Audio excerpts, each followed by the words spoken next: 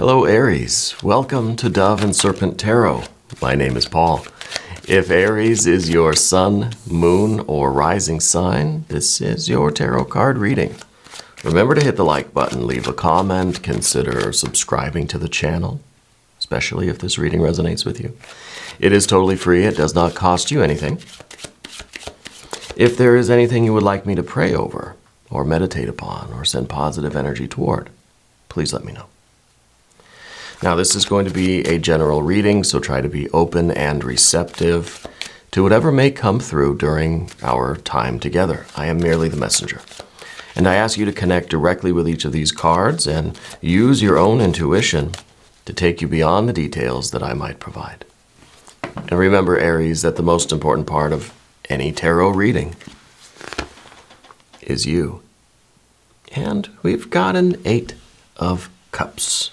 Now, we also have this mystery card that landed here, so we'll use that as our second card. But right now, we've got that 8 of Cups, right? And the 8 of Cups is this sinking feeling, right? It's this feeling that something is not quite right, okay? We need some context here. Could be that we're losing a little bit of interest in what we're doing. Here's that passion, right? Here's that lust and love and that courage and that creative energy, right? That magic of life. But then here it is. We're losing it a little bit. So we got to see what's going on here. The 4, an ace and a 4. Maybe this is the end of a cycle. Maybe this is your gut, this is your spirit, this is the depth of you, your sensitivity. The reason why you feel this way is because it's time to wrap things up in this realm or in this area of life, this maybe this particular project or this phase of your life, this stage of your work, right? And it's time to keep that wheel turning. It's time to continue moving forward. We've got that 10 of Wands, though. Maybe this doesn't appeal to you. Maybe you're tired, right? But look at that, 6 of Pentacles. But a 3 of Swords. And now we've got the renewal of that vital energy. Over here, with the 10 of Wands, it seems we're a little exhausted. Over here, by the time we get here, though, I feel like we're energized, right? We've got that vitality of youth kind of back in us, and I think it's a good sign. So I think that there's a cycle that's completing for you. Maybe it's a cycle of inner work. Maybe it's just kind of the ending of a particular time in your external life, in your work life, friends, family, in your relationship. Maybe it's the end of a cycle. Okay, and the beginning of a new one. And the beginning of this one now is going to renew this passion, this love and lust that you feel. This is the only major arcana card we have, except maybe this one. But before we look at that, let's select the mystery card, bonus card, confirmation card. This is a random card from the Smith-Waite Tarot. This is the factor infinite and unknown. We gotta volunteer. Okay, so that's the mystery card. Mr. Ed will keep that card from flying away. What is our volunteer card? None other than the Lovers, right? And leave it to a little bit of love, a little bit of union to bring about that kind of vibrant, vital energy again, right? Now, I think this is really the crux of it all. The Lovers card does not necessarily mean a romantic relationship. Doesn't mean you got to start dating or get hooked up or anything like that, okay? This is about being inspired again. This is about the commitment to unite, to marry yourself to something or someone because you feel hit with that arrow. You feel that inspiration, right? And this is what brings back your vitality. This is what gives you that love and lust again. You need something new to commit yourself to, something new to get excited about. It could be renew. We could be renewing our commitment to something, right? But the best way to get that passion, that love back is to commit or recommit to yourself, your idea, your partner, a new project, a new endeavor. But this is you committing and choosing none other but this one, because this is the one that makes you feel like a kid again, right? This is the one that brings back that vital energy of youth. Now I want to see what that card is. Of course it's a Six of Cups. Six of Cups is that connection. It's kind of like a linking up. It's kind of hooking up in a way. But it doesn't have to be sexual or romantic, right? It's all about love and creativity, devotion. It's all about gratitude. It's about a sense of family, a sense of community, as much as it is, a love connection. It can be both, or it can be either, right? Very good. That is something else. See, we were worried about the Eight of Cups. I felt it. I knew, and even the cat, you can hear her in the hallway there. She's meowing. She was worried about us too, because we had the Eight of Cups and the Three of Swords. Now, these two together, that could be a major problem, right? That could be honestly really sinking into a bit of a depression, to be honest with you, especially with the Three of Swords. It keeps renewing this terrible feeling, this sinking feeling. We're starting to remember all the times in our past that we felt that way too. And guess what? Every time we put ourselves back in those memories, we are doing it to ourselves again now, right? The mind, the body, the heart and soul, the unconscious doesn't know past, present, future. If you put your consciousness in a memory, for all intents and purposes, that feeling in that memory, and the feeling is what is important, that feeling memory is happening again right now. So this is what we want to avoid. You feel kind of crappy right now. We feel a little queasy. We feel a little sinking feeling. We feel a little uneasy. We feel that something's not quite right. Let's just stay here in the present moment. Let's not start pulling everything from our memory to pile onto that, okay? Because we see that this is really, the solution is built right into this reading, okay? And we have to either, revitalize ourselves by recommitting, by reasserting, reestablishing, restating our oath, our commitment to our work, to our partner, to our life, to our love, whatever it is. Or we have to find the new one. Now, with the Ace of Pentacles underneath, feels to me like maybe you're ready to start a new cycle. We're looking for the next thing that's going to shoot us right in the heart with that Cupid's arrow, right? Something to fall in love with. Could be a person, could be a place, could be a thing, it could be an idea, it could be an activity, it could be an adventure. It could be, divine energy itself, right? I think it's all of these things. I think what we're doing is we're looking for something that's going to activate our Ace of Cups, right? We have the Ace of Pentacles. We're looking for something to activate our Ace of Cups, because the Ace of Cups becomes everything else. And when we see the Queen of Cups, we're thinking, okay, we're trying to find the Ace. Maybe we're experimenting with a lot of different things with the Ace of Pentacles, because this is earth energy. It's the starting new things on the physical plane. We're starting a lot of new things on the physical plane, a lot of things that we're going to be very good at. We're establishing a lot of connections. And between this Ace and this Six, starting things and connecting with other people and kind of getting our field, starting new hobbies, going to new places, meeting new people, starting new projects. Through the completion of those things and the interaction with those energies, we're going to discover in the depths of our soul that Ace of Cups. Now we have to really search ourselves, because the Queen of Cups is your depth, right? The depth of your desire, the depth of your soul, the depth of your love, right? You're a very complex person. And I feel that this Ace of Cups that we're looking for is then going to grow, and it's going to flow from you. And it's going to become romance. It's going to become platonic love. It's going to become passion for your work, passion for your family. It's going to become creativity. It's going to become intuition, spiritual connection, spiritual practices, right? The Ace of Cups becomes everything, right? It is the source of all the rivers. Okay? We've got to find it. We find it through the earth energy. We have to go digging around in the physical world until we find that source of all water.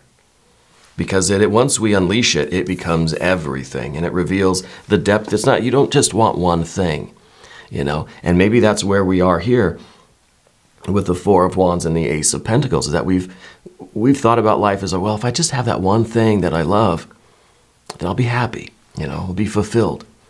But we have that one thing, eventually it becomes a success, we get to the height, we think, oh, the view is good from up here, and then it's over.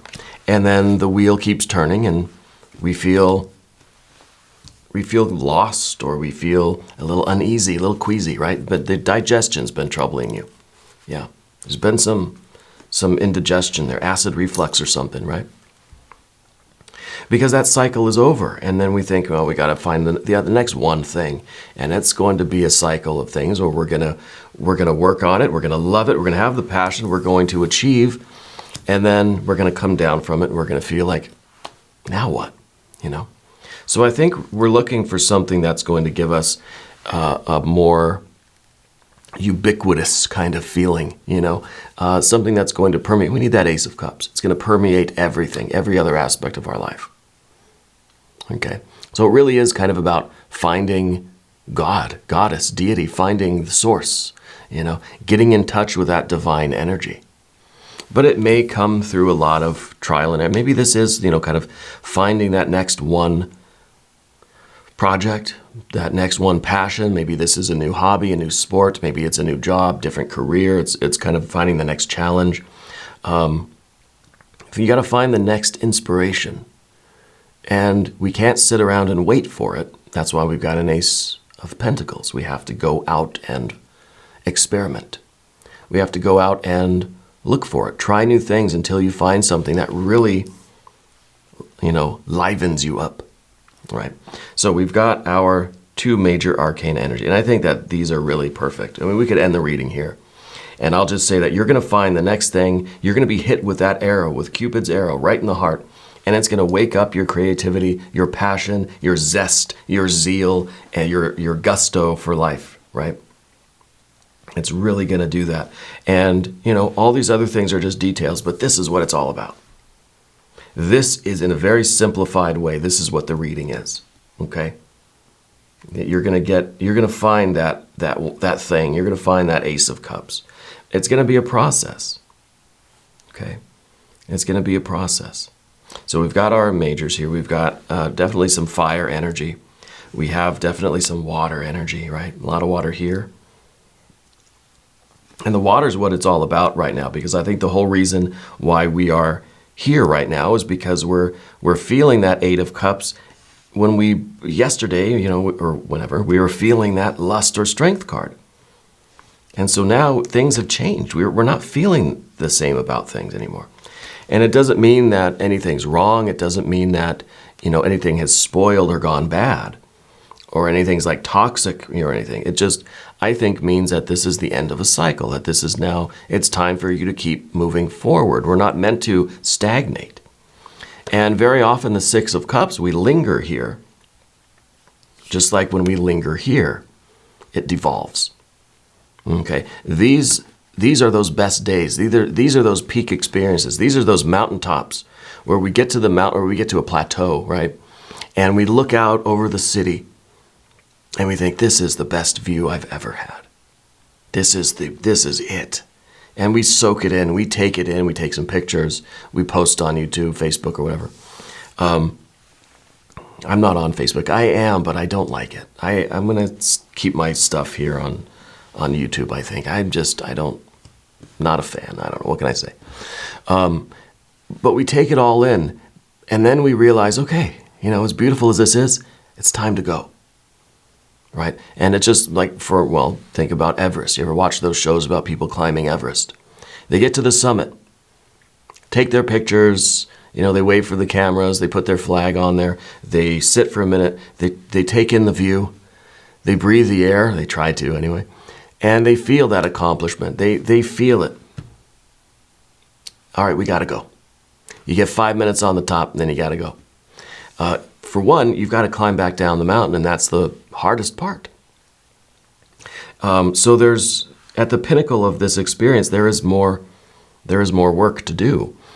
we have to come down. And I think the coming down is obviously the part that feels the worst. Okay? And that's kind of an Eight of Cups, which feels like, when you get to the summit of the mountain, you're on such a high, you feel such a rush.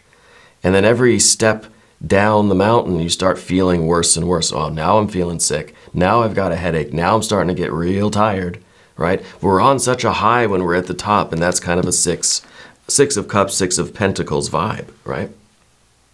And so we search for these things. We look for more summits. We look for more ways to peak, to have these peak experiences, as they call them, right? And they call them that for a reason. But it's a cycle. So everything we get to the top, we've got to come back down again. The cycle's it's gonna finish up. It's gonna come back around, and we've got to start again, right? So we need that lover's energy to kind of bridge things together. Yeah. And then over here, of course, we've got that Ten of Wands. The more we come down from that peak experience of the Six, the more we realize, like I said, how tired we are, right? And I feel that you do. You day to day, I feel like you have a growing awareness of like muscle pain, back pain, And I still feel that there's that digestive thing going on with you, acid reflux or something like that, right? And so it just feels like we were on this peak. We were at the summit, and it felt great. I didn't feel tired. I didn't feel any pain here. But then as we continue our way down, the further down we get, the more we start to feel this fatigue, exhaustion. Yeah, 10. And this is, we're drained, right? But this is the kind of, there's a certain glow in this card too, right? Because when we feel this kind of exhaustion, it's worth it, right? When we know that what we've achieved had that peak, we just had that peak experience, this is one of those kinds of exhaustions. This is the fatigue that feels well-earned, And the problem, I think, is that we've, maybe in your case, because of what we've got here and here, that we've been lingering on this peak for too long, and now we don't have enough of that juice left to really get all the way down without really feeling miserable, And so I think that we're just kind of, we're in the in-between stage now where we've got to hurry up and wrap this up so we can start the new one, because you're going to keep feeling worse and worse and more exhausted about things. And so we need to now kind of allow this process to wrap itself up and find the next thing that we're going to do with our energy. And I'm not saying that any kind of pause is bad. I'm not saying that you shouldn't, take breaks in between your big life events, But we do, and that's what these sixes are. These sixes are just, we've succeeded at something. We've arrived somewhere. We take it in, we feel it, we rest, we relax, we enjoy it. But if we linger here too long, we're going to stop enjoying it. We're going to start to feel sore. You sit in a chair. Well, this is the most comfortable chair I've ever had. You sit in there for a long, long time, it ain't so comfortable after a while, is it? We start to feel like, God, this really isn't the best chair I've ever had, Especially I sit in this chair, and I got a new chair. I sit in this chair about 4 or 5 hours a day, right? And it's still a very comfortable chair, but you might see me twisting and stuff like this because you got to keep moving. Otherwise, that cramp and that soreness are going to set in. And it's kind of, there's other things that we could talk about kind of related to posture and the way we sit still and all that sort of thing. It's a very important part of meditation, but that's not this one. This is about now realizing that we've sat here long enough. It's time to get up and start doing something. You got to get loose again, And I think really that is kind of a metaphor for getting going with something else in the earth realm so that we can find this. We can find that, and the more peak experiences we have, the more of this water energy we experience through the vehicle of the earth energy, right? It's a practical thing. It's something we're doing outside of ourselves, so to speak. interacting with the world around us. That's the earth energy. Through that process, we're learning so much about ourselves. We're discovering, we're working our way down, right? Meter by meter by meter until we get to that Ace of Cups. So it's through a series of these processes, these cycles, that we eventually get to that Ace of Cups that solves the entire problem for good, right? But until then, we feel that kind of afterglow of things. We feel the fatigue slowly start to creep in, but we get down to the bottom of the mountain and we are exhausted. We sleep for days, we rest, we recover, and we continue on again. And eventually we get that inspiration for that next thing, and we feel revived again, right? But sometimes when we get these kinds of successes, we tend to stay in our memories, right? And see, now the Three of Swords, this is the big kind of culprit in life, because this is a lot of, we all have memories, right? We all think, and usually this is what I'm talking about, the negative aspect of this, where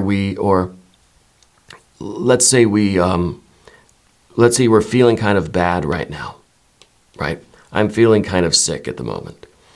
We start to think about all the times in our life where we've been sick. I remember when I had the H1N1 years ago, right? Miserable. If I sit there and think about that, I'm going to start feeling worse, right? So we put our consciousness in the past. We kind of re-experience these feelings. Now I'm talking physical feelings, but emotions is where it really takes hold. And we end up increasing that feeling now. It's happening now in the present, even though I'm using a past experience and I'm just recreating it. Well, we can do that not only for things like the Eight of Cups, but we can do that also for things like the Six of Cups, Six of Pentacles, right? We put ourselves in those peak experiences and we just feel the joy of it again. We feel the bliss of it again. Think about all the times that we've had a Six of Cups, that feeling of connectedness, that feeling of this is the best day ever. I've never been as happy as I am right now. This is that peak experience. I'm on the top of the mountain. We feel like we're on top of the world, We put ourselves back in that environment, back in that feeling, right? And we start to feel that joy now, and it feels good, and that's a wonderful practice, right?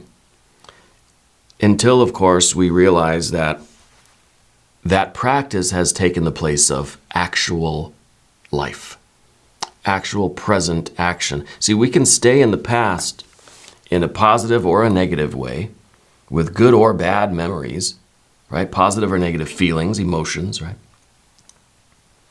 And it doesn't hurt to put yourself back in a pleasant time of your life if you need a little hit of some good feelings, But once that starts to take the place of being here and now in the present moment, I think we got a problem.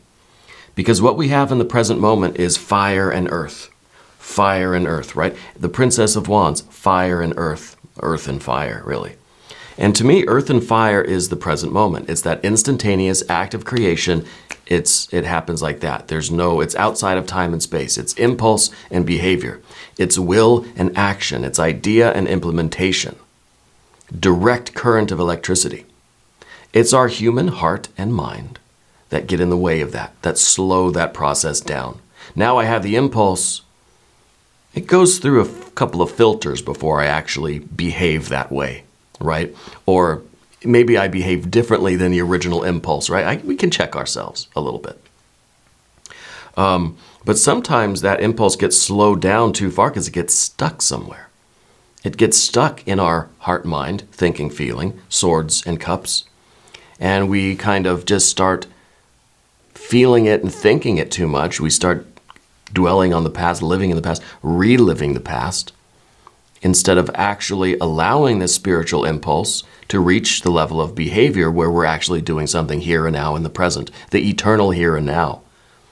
That this eternal moment of creation, we hinder it by dwelling in our heart and mind for too long. It's okay to stay there a little bit, check in, see how it goes, and see how you feel about things, and kind of imagine what it's going to be like, or make associations with our past. But it all comes down then to, how do we manifest that as action? Okay?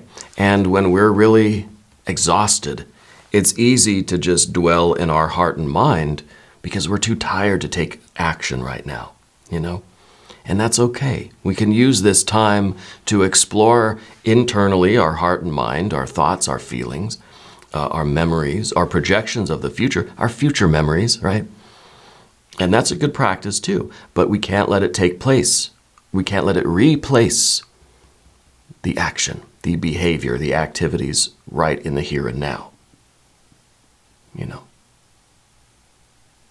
So at the end of the day, we come out of our memories and we take action again, right? We start doing this cycle of fire to earth, earth to fire, and we are going ever deeper into our soul, right, into our real desires. And so it's important that we have the memory, we have the associations, and we can project our memories into the future too, and this energy back into the past, and we can get closer and closer to finding that Ace of Cups. How much do you want to bet this is going to be the Ace of Cups?